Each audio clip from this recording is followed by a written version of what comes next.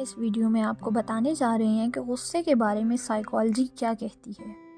Video میں آگے بڑھنے سے پہلے ہمارے چینل سائیکالوجی فیکٹس کو سبسکرائب کرنا مت بھولیں۔ نمبر 1، سائیکالوجی کہتی ہے کہ بہت شدید غصہ ایسے انسان میں پیدا ہوتا ہے جو اچھے دل کا مالک ہوتا ہے۔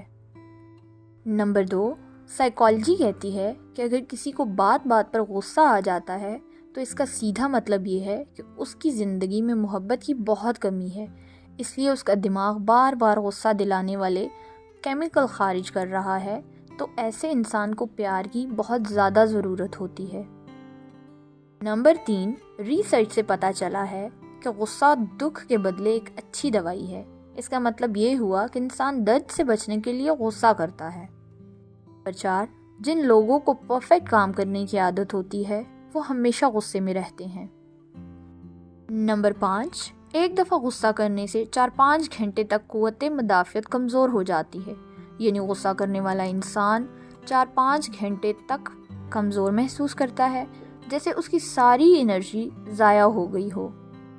نمبر 6، غصہ دماغ سے جڑے سچ بولنے کے حصے کو مزید ایکٹیو کر دیتا ہے، اس لیے غصہ کرنے والا انسان بولتا ہے جو بھی وہ آپ کے متعلق سوچتا ہے، غصے میں آ کر آپ کو سب سچ کہہ دیتا ہے، اس لیے انسان کو خاموشی سے سنیں۔